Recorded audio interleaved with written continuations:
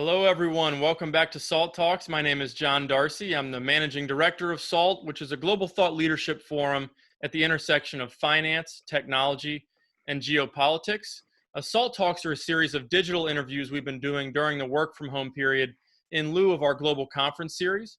And just like we do at our SALT conferences, our goal is twofold, is to provide our audience a window into the minds of subject matter experts across those disciplines that we listed, as well as provide a platform for big world-changing ideas. And that is not embodied more than by our guest today, Dr. Eric Daimler, an expert in artificial intelligence. Dr. Daimler is a leading authority in robotics and AI with over 20 years of experience as an entrepreneur, investor, technologist, and policymaker. He served under the Obama administration as the Presidential Innovation Fellow for AI and Robotics in the Executive Office of the President, as the sole authority driving the agenda for U.S. leadership in research, commercialization, and public adoption of AI and robotics. He serves on the boards of Wellways, Petum, the largest AI investment by SoftBank's Vision Fund. His newest venture, doesconnexxus, is a groundbreaking solution for what is perhaps today's biggest information technology problem, which is data deluge. As a founder and CEO of doesconnexxus, Eric is leading a leading CQL patent pending platform founded upon category theory, a revolution in mathematics to help companies manage the overwhelming challenge of data integration and migration. He served as the assistant professor and assistant dean at Carnegie Mellon's School of Computer Science, where he founded the university's entrepreneurial management program and helped to launch Carnegie Mellon's Silicon Valley campus. He studied at the University of Washington, Seattle, Stanford University, and Carnegie Mellon University, where he earned his PhD in computer science. A reminder, if you have any questions for Dr. Daimler during today's talk, enter them in the Q&A box at the bottom of your video screen. And now I'll turn it over to Anthony Scaramucci, who's the founder and managing partner of Skybridge Capital, as well as the chairman of SALT, to conduct today's interview. Doctor, great to be with you. We had Kai-Fu Lee a month or two back talking about AI, and people in our industry, frankly, some of them are just a little confused about it. And there's a whole big bandwidth of AI from, let's say, artificial intelligence, machine learning, and robotics. And so I was wondering how you, sir, how do you personally define AI? Yeah, well, thank you, Anthony, for having me. It's good to be here as part of your terrific video series. Kai-Fu Lee is a friend of mine, and we actually were in the same program at Carnegie Mellon University. And so I like him. I like his work. I like his book, AI Superpowers. I find that the way in which people think about AI in these contexts can often resemble how I would think about it as an AI researcher. I've been doing AI for 30 years in various capacities. But when I was an AI researcher, kind of day to day, I would think about AI as a learning system, and a subset of which is machine learning. Many people have heard of that. And then a subset of machine learning is deep learning, often popularized by the company DeepMind. So DeepMind and deep learning is a subset of machine learning, which is a subset of AI. So there are non-machine learning AIs, which is semantic AI. That level of being pedantic about AI isn't terribly helpful, I find, for the people that are not day-to-day AI researchers. What I like to do, and probably what I'll be doing for the rest of my life, is trying to bring people into the conversation about AI, so they kind of purchase a way to grab on to the conversation about what it is. And how I do that is talking about AI as a system, as the totality of a deployment, but from sensing to planning to acting, and then learning from that experience. So if we go to sensing, we would think that I'm going to collect data. This could be like the billion points of a Internet of Things.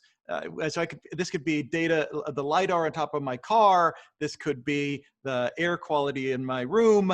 I'm going to collect data. That then moves across a network, where it then goes into planning, processing, thinking.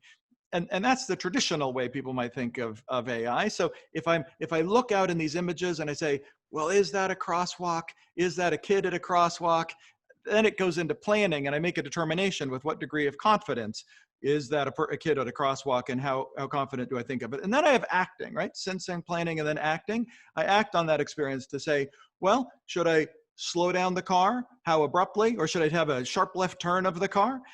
Or should I wait until I collect more information? Then it loops back on the experience. So sense, plan, act, learn from the experience. That's how I think about the system of AI as a useful definition for citizens and policymakers.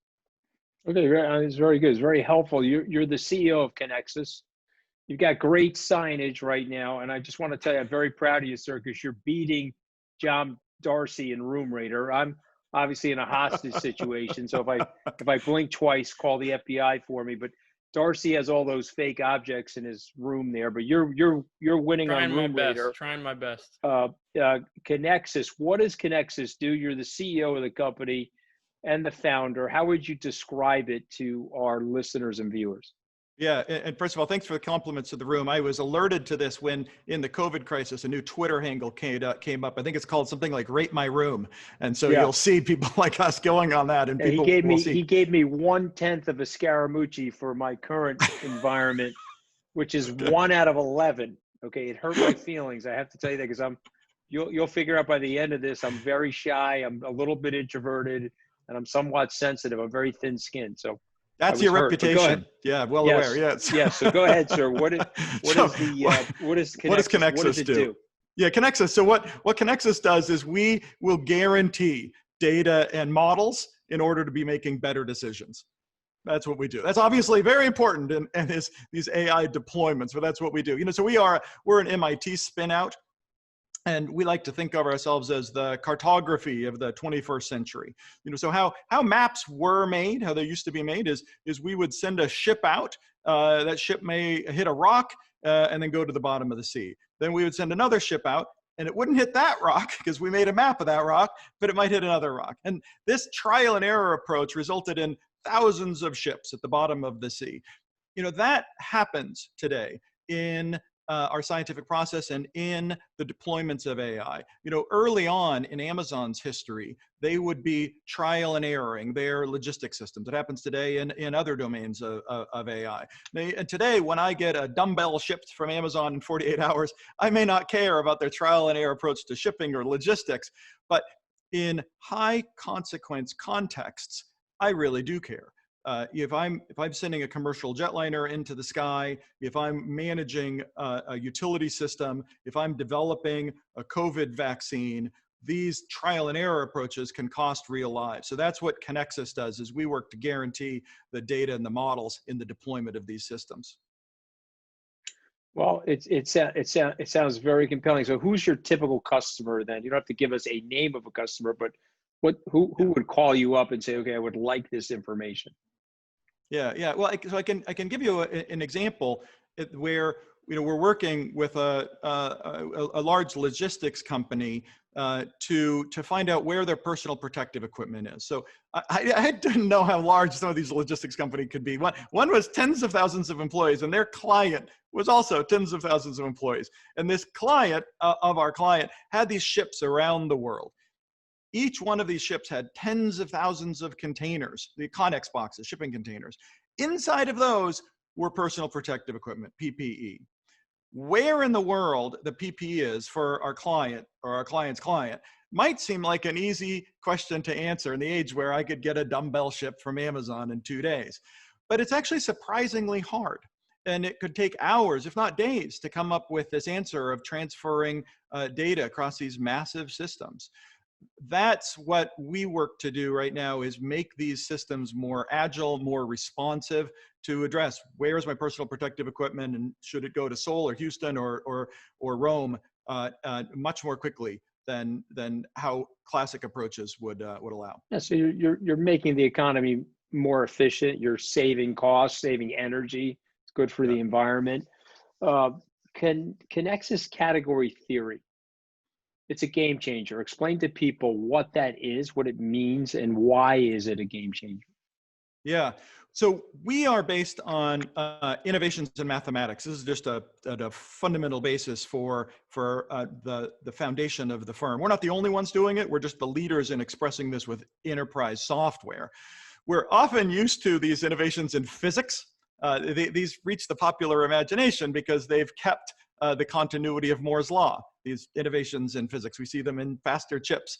But what we're less appreciative is these innovations in math, these discoveries in math that have enabled kind of transformations of our world. And this is even more foundational than the nature of physics.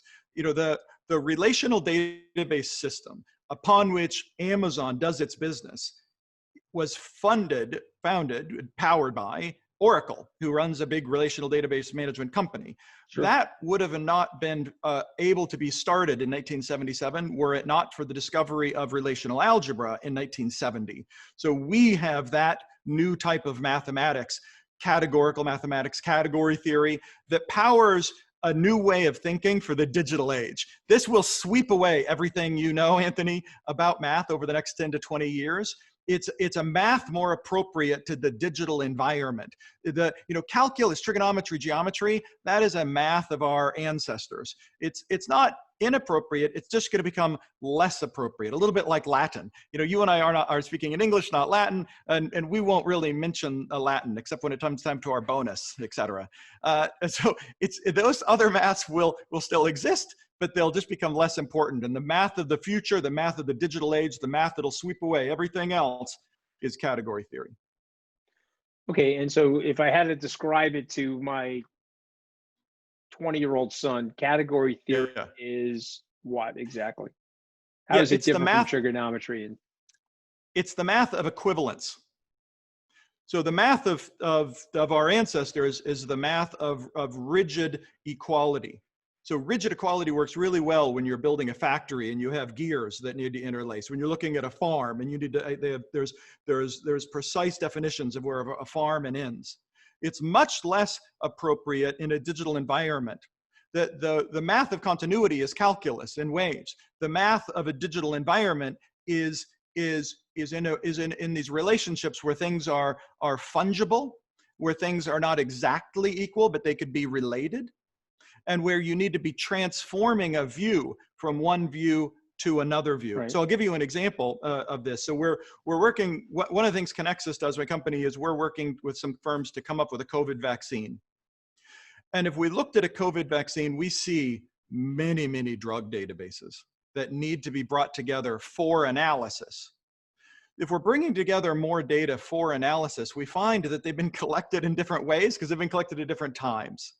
So I might see one drug database that said, do you have high blood pressure?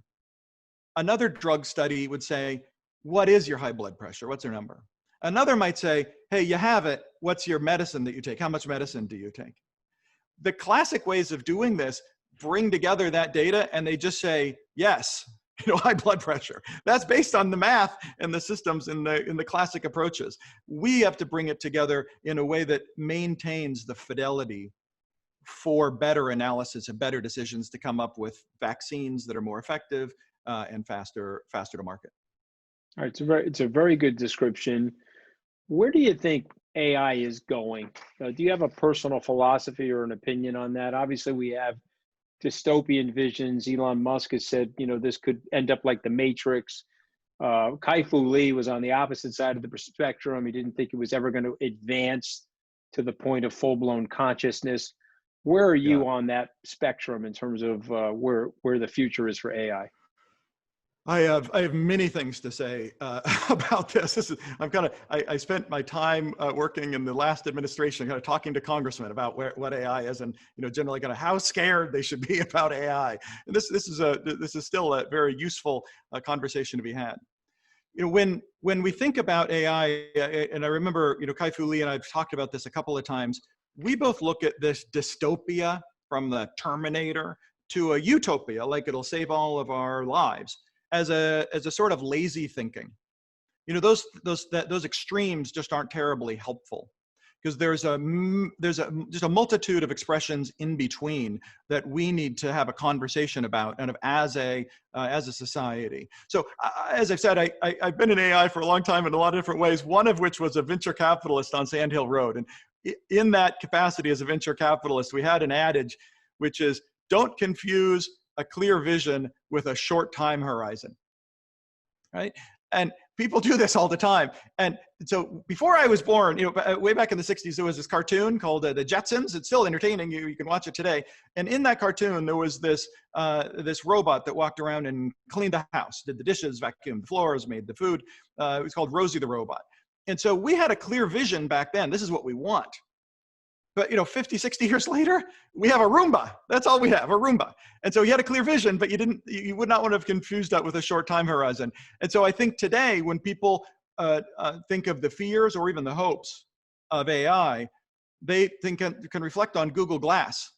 That was a disaster. I know what I want. It's very clear how cool it could be, but it's a horrible disaster. When I think of autonomous cars, we can think what we would like. I would like a sofa to be going down the street while I watch Netflix, right? But that is not going to happen next year. Elon Musk has mentioned for the last several years that next year we'll have a fully autonomous car in every situation, but it's not going to happen next year. Not to put you on the spot, but you can imagine in your head, when do you think fully autonomous cars first appeared on a public street in the United States? The answer is, back when Reagan and Thatcher were in power, in the early 80s, 1983, Carnegie Mellon University had vans. They were big vans, but vans nonetheless, driving on public streets, stopping at stop signs. They were going 5 miles an hour, but it's just another indication of having a clear vision doesn't at all indicate that something's going to happen soon. So the idea about general intelligence, this idea about AI becoming conscious, I'll tell you the consensus is that isn't going to happen in the next 10 to 20 years. If it will ever happen, my personal view is it will never happen because we don't even understand our own consciousness. You can do a thought experiment, and I'll leave it at this. When you say, who's that thinking? And then you notice in your head, you're saying, who's that thinking? We don't have enough understanding of our own consciousness to be able to recreate that consciousness in another entity, in a machine. So that's my answer. These things actually move relatively slowly. What's distinct about this world is that things don't just happen quickly, they happen abruptly. That's the distinction people should think about with regard to artificial intelligence. When you mentioned 1983, Doctor, I wanted to ask you, how does Madonna look exactly the same as she did in 1983? But since that's outside of your expertise, I'll ask Darcy about that later. So you did a great job of explaining the limitations. But let's talk about application and talk about current application of what you're doing. What industries are going to be the ones that transform as a result of Connexxus and a result of what you're working on right now? Yeah, this is something that we can talk about for AI in general. I often am caught saying that every business is an AI business, every business is an artificial intelligence business, and that can shock people. But what I mean by that is that physical manifestations of goods have become increasingly commoditized over the last 100 years or so. 5% of us work on farms. A very small percentage of us work in factories. And I can buy the gear to run a farm or run a factory in a way that I couldn't 100 years ago. We run more and more on data. And so a friend of mine runs a company that does this a sort of analysis for restaurants or companies. But I can give a context for that. If we think about where AI deployments happen right now. AI deployments happen in very structured environments. An easy one is a children's game, tic-tac-toe. A very structured environment. AI can master tic-tac-toe, and slightly more sophisticated is checkers, and then chess, and then there's this other more sophisticated board game called Go that many of us are familiar with. It's a Chinese board game with stones on a big grid. And for all intents and purposes, that game was solved about a decade ago using that technique we talked about earlier, deep learning. That problem, just because it solved that solution, doesn't mean that every problem now exists around algorithms, right? That we have these sort of decisions to make day to day. So back to my friend, he goes into companies looking for ways in which he can solve these ordinary problems in a cafe in his particular instance. And the conclusion is no one wants to buy the last croissant.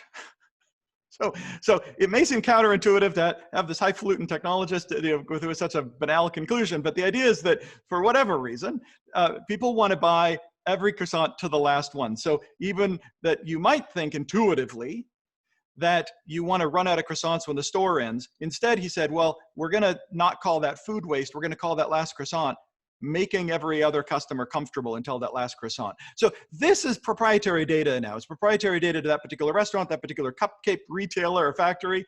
So that acquisition of data, that processing of data, and that execution of data is proprietary information to that cupcake factory, and that has more in common with an AI business than may initially appear on its face. Oh, it's a great example, and it's a good segue into my next question. Steve Schwarzman, the CEO of Blackstone, is saying to people that, or suggesting that businesses should increase their inventory in the event that there are future pandemics and future supply chain disruptions. What do you think of that? Is that a good idea for businesses? Is that something that's going to weigh them down and make them carry too much costs on their inventory and balance sheets? Yeah, I remember his statement, and that drives me nuts because it's a problem about the COVID crisis is that we couldn't have predicted it. You know, and so how can you possibly have predicted something or planned for something that could not have been predicted? I've got a lot of my investors that are on this call. I want you to say that like 7 more times. Of course you couldn't predict it. That's why, so, you know, that's why we're good fundamental investors. If you get caught, you got to write it out. You got to be patient. But go ahead, sir. I'm sorry to interrupt. No, it's exactly right. And how you'd respond isn't by having more bloated inventory or having now 1,000 alternatives, because you actually don't know what the next problem is going to be. You're going to plan for the last war, is the criticism that we get in government to the Defense Department. What's far, far more powerful is to be a quick learner and be adaptable. That's where my firm ConnexxUs, that's where we work with our companies. So the logistics company we worked with earlier, we can't plan for every possible eventuality, but what we can plan for is having better visibility, better capital goods planning, better labor planning, and then more supplier options so that we can quickly respond to whatever problem may appear in whatever time frame. It's about responsiveness, it's about flexibility, and it's about adaptability. Okay, well, we're getting a ton of questions are coming into our chat room, so I'm going to turn it over to John to have him ask you some of these questions, but I want to come back in a moment. But go ahead, John. I see the questions piling up.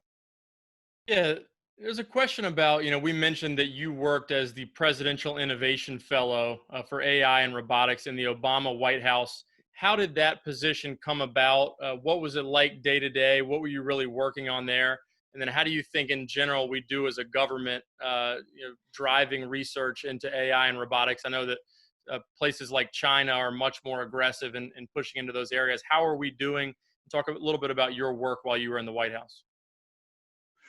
Right. So I will first say it was a privilege. It was a privilege to be working in the Obama administration, and it was actually just a privilege to be working in the federal government. I had an appreciation for the work that people do within the federal government, and I was very impressed with the people with whom I had worked. I mostly interacted with the people in the Defense Department. I got a little challenge going from the work I did with Ash Carter. I flew on a plane with Ray Mabus, and in Air Force One is as cool as you think it is.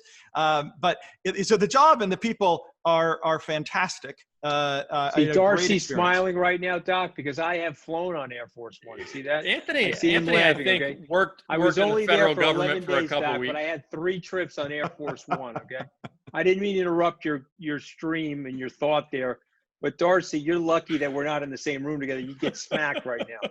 Okay, keep going, Doc. I'm sorry about that. So it's as cool as you think it is, Air and the Force people One are fantastic. is as cool as you think it is. And Darcy, you haven't flown on Air Force One. I just wanted to point that out to everybody. Go ahead, Doc. Time. So the work we did, the work that I did, was in the coordination between what the president wanted to do from the executive office to the rest of the executive branches, whether it was state or defense or Treasury, or Health and Human Services. And they would all have their different uses for AI, and obviously the different uses for robotics. We would come to try to conceptualize a framework under which we could be going down the same path. I mean, this is both a Republican and a Democratic talking point that shouldn't be politicized. And I'm kind of fortunate that this one area seems to not have been in the new administration, because we're trying to make the allocation of our resources more effective for the American people, and maintain American leadership. So that was my objective, and it was my day-to-day work. And I hope I get the opportunity to do it again.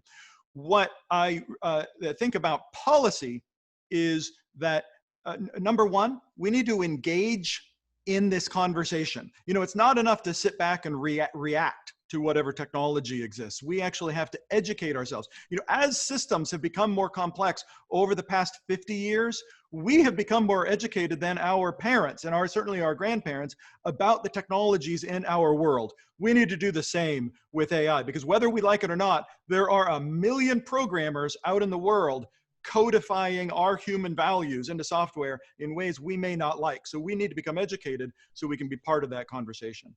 Another part of policy that I recommend is that we have circuit breakers, you know, that these systems become automated in ways that we may not appreciate. I may not want that my Instagram account and my liking of a picture of a hamburger to then somehow go through a sequence of algorithms that then affects my life insurance policy because somebody thinks I'm now going to have like high cholesterol or what have you. And that can happen. That sequence of behavior. So circuit breakers are important, and related to that, but distinct, we should have human auditors on AI overlaying the black boxes that are there. There are tragic stories around black box criminal justice sentencing systems as AI. I don't like that. I wouldn't want to be sentenced by a black box. I want to be talking to human beings. I want to make sure the decisions represent human values. So those are the 3 ways I think we need to be involved in policy, whether we are actually public officials or whether we are citizens or business people. So going to the pandemic for a moment, we have a question about, we actually had a very interesting panel a couple of weeks ago on health tech, and about how the massive amounts of data we have and our new ability to process that data using AI and machine learning and things is helping us in areas like radiology, oncology. As it relates to the pandemic, how can a firm like Connexxus, leveraging AI tools and data, help speed up the race to find a vaccine and generally help us confront pandemics going forward? Yeah, so we, as I said earlier, we are working with companies to detect where personal protective equipment is in the world and help bring effectiveness and agility to our logistics and shipping systems. And this is a global problem that will benefit our economy into the distant future. And we're also working with companies to come up with a COVID vaccine. So the way we do that is we work to guarantee data and guarantee the integrity of the models. So since the COVID crisis, some 3,000 scientific papers have been published. A couple of hundred of these papers had to have been thrown out because this one lab at Imperial College London was found to have had a misinterpretation of their data. It's some corrupted data, essentially. You know, the way we talked about normalizing data and bringing data together has found its way into our Centers for Disease Control. And this feels almost criminal to me that the Centers for Disease Control, these are the experts in the United States to which we give a lot of resources and give a lot of credibility. They conflated the idea of a positive test for a virus versus a positive test for an antibodies, and they just merged them and say positive test. And this speaks to a kind of a lack of numeracy, literacy in numbers, literacy in math. The point of taking math isn't to learn calculus in the past or to learn category theory today. It's the point to become literate with these numbers so you don't have these sort of confusions. But even among the scientifically literate, you have to depend on the integrity of the models and the data given to you. And this is what failed this lab at Imperial College London. So many different studies, hundreds in this particular case, had to have been thrown out. That may not seem terribly tragic until you realize the consequences is a vaccine. It costs time, it costs money, but in this case, since we're developing a vaccine, it literally costs lives. So that's what my firm is willing to, helping to shorten and bring effectiveness to. So going back to government policy for a moment, we have a question about again, what the United States needs to do to ensure that AI research and development capabilities don't fall behind China. We have a centrally planned government. They have an ability to make long-term bets and to drive investment into certain areas that they think are super important strategically long-term. We maybe have lost a little bit of sight of that in the United States, just given our political cycles. What do we need to do? Should we be more focused on U.S. government policy regarding AI development to ensure that we remain either ahead or competitive with someone like China? Yeah, I think there's a lot to say here, and there's a lot to say here that doesn't just involve technology. It pained me to have been in I remember back when I was in my PhD program, and I would be around foreign nationals that wanted to stay in the United States. But we forced them back to their home countries. They wanted to be contributing to the research in the US. We paid to train them, but then we would force them back. And I would have been the person with whom they were competing for a job, and I'm fine with doing that. But we forced them back, and I think that's tragic because it impairs American leadership. I obviously think that we could multiply by an order of magnitude the funding of research overall into these domains. But I'll say two things that are very important for the listeners is that besides the funding, besides the immigration, is that we need to be engaged in the conversation so that we know how to deploy the technology. My friend Dr. Kai-Fu Lee will often talk about data and China being the superpower of data, and that's fine. But that only goes so far because the winner will not just be in the accumulation of data. I mean, if that was true, where would that leave France or Brazil or Germany? As a second-class citizen? No, it's in the implementation. It's in the use of AI that will have a lot of power. We need to be looking at this, as I will say, as a system, the totality of an AI system. And we have an advantage as a free country and as Western democracies to be collaborating with each other on the acquisition of data, the processing of that data with guaranteed integrity, the analysis of the data, and the execution of that data. I would invite people to look at this as a totality of a system in order to maintain American leadership, both commercially and militarily. I want to move on to robotics for a moment. We talked a lot about AI. Robotics is very closely related to AI, but we haven't dived so much into it. So a question came in from the audience. What are your thoughts about the increase in collaborative robot adoption in reaction to an overdependency on human labor post-COVID? Sort of the notion that if we're going to expect that there's going to be pandemics and disruptions like we've seen with COVID, are we in danger of companies moving towards a more robotics-driven workforce that has a little bit more flexibility, like an accordion, depending on economic conditions?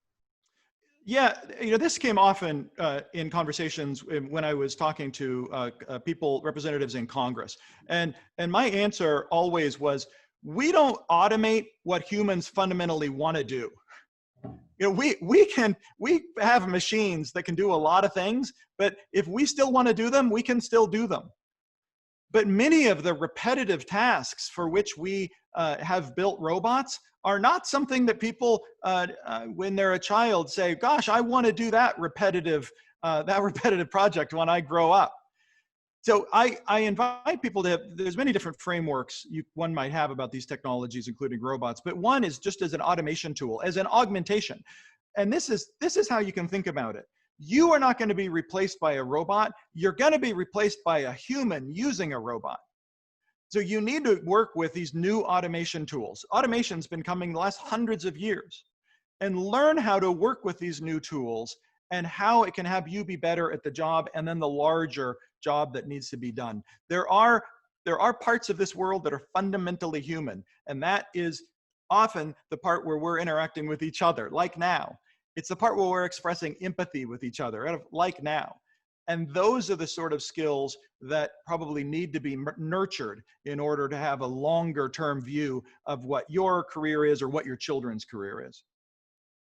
So we have a question, and this might not be in your wheelhouse, so feel free to say so, but about social policy that will need to be a result in a world where we have greater AI and robotics participation in our workforce and maybe a stripping out of some of those types of jobs that you mentioned, ones that maybe are very cumbersome for human beings that get taken over by robots or machines. In terms of things like universal basic income or things of that nature, from a social perspective and a government perspective, what do we need to do in a world where technology replaces a lot of the human labor that has existed for hundreds, thousands of years? Yeah, I think that it's useful to be contextualizing AI as something that happens abruptly and not quickly. And so what's changed here isn't that we're going to have automation and jobs are going to be replaced. It's that those sort of changes used to happen over a generation, but in this world, when they happen, they'll happen abruptly. And so in the long haul trucking is often brought up as an example because that's actually the largest job in most states is long haul trucking. But if we look at that job, it's actually terrible. It's a terrible job.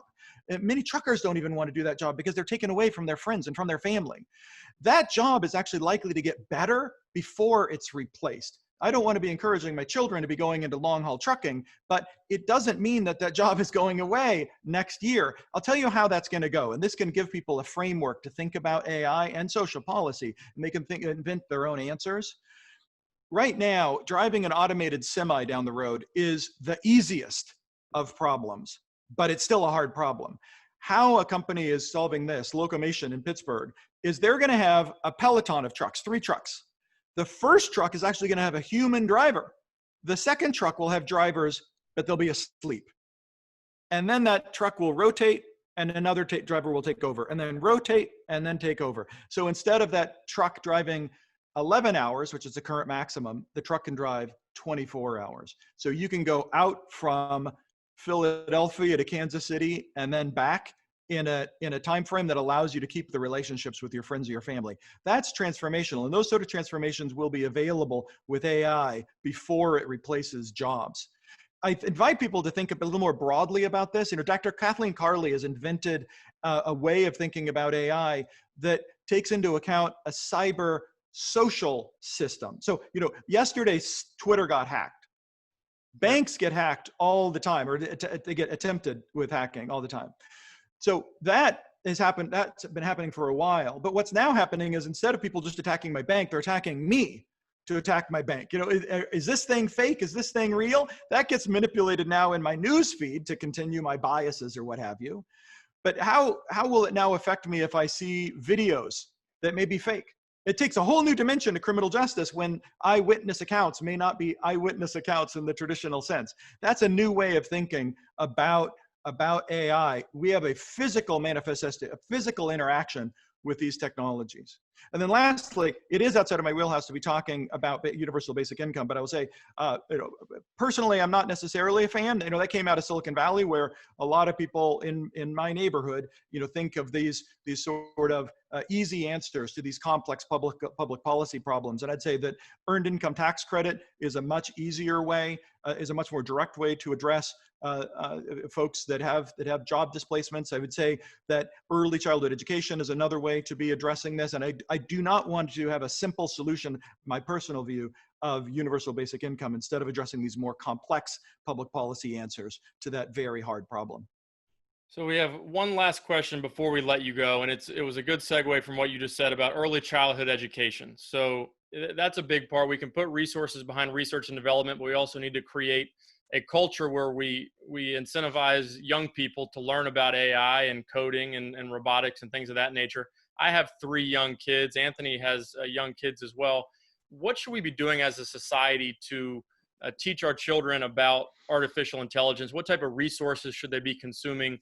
We obviously have a parent that's posed this question, and it's interesting to me as well. But what should we be doing with our kids to drive interest and engagement in the world of AI and robotics? I don't know if I want to drive interest in robotics or AI, but I'd love people to participate. There's an organization called First Robotics, of which I'm a really big fan. This nonprofit organization, and you can just use your favorite search engine for First Robotics, I find to be fascinating because they were allowed for this context for children of various ages to get involved in a project that had a fundamentally technical outcome, but required people in different capacities. What I loved about this particular competition that I saw in Florida a couple years back was that women, girls in this case, girls were leading these teams of guys, kids, boys, in the development of robots that they were given a challenge to develop. And they were not only developing a technical acuity, but they were feeling comfortable that there was a place for them that wasn't just the nerd in the basement, which is how I started out. And other people could say, well, I'm the marketer, I'm the fundraiser, I'm going to find us money from our neighborhood to help fund for our equipment. Well, I'm the leader, I'm the organizer to make sure that we are not just experimenting, but we're developing the product towards the solution of winning the competition. These little children were developing these sensibilities. And I get goosebumps even just thinking about it right now. I was so moved. That sort of real world interaction, giving people a place to think about the breadth of opportunity for them inside of these systems that's not just nerds in the basement, I think is critically important. And I think math is a big deal. You know, you might say the more math, the better. But if I were to choose, I would say, let's put aside the geometry, the trigonometry, and really the calculus. Put it aside. It's going to become like Latin. And let's focus on probability and categorical mathematics, category theory. That's the math of the future. That's the math that we can use. That's the math you'll use in your day-to-day life. Well, that's fascinating. Dr. Daimler, I want to thank you for joining us. You were able to attend our SALT conference in Abu Dhabi last December, where we had a great time. And I hope that we can host you at one of our future SALT conferences in person. But for now, this will do. You talked about how you're in San Francisco. That's why you're wearing a sweater in the summer. For a nerd in the basement, you're very fashionable and you have a very well-decorated basement. So thanks again for joining us. We really appreciate the time. I mean, you're calling him a nerd at the end of the thing. I mean, that's like the pot. He called himself a nerd. Give me a break. I mean, it's unbelievable. But Doc, what I will say is that in the middle of a pandemic, you're helping people see through to where the opportunity is. We're about to embark upon a massive technological transformation again of our society, which is going to lead to unbridled economic growth and prosperity. Yes. And so we just have to see ourselves the other side of it. But yes. In the meantime, I'm going to be auctioning off the silverware and stuff behind John Darcy. But the truth of the matter is it's likely not actually to be silver. It's probably just plastic. But that'll be for another SALT Talk, Dr. Daimler. Thank you so much for joining us.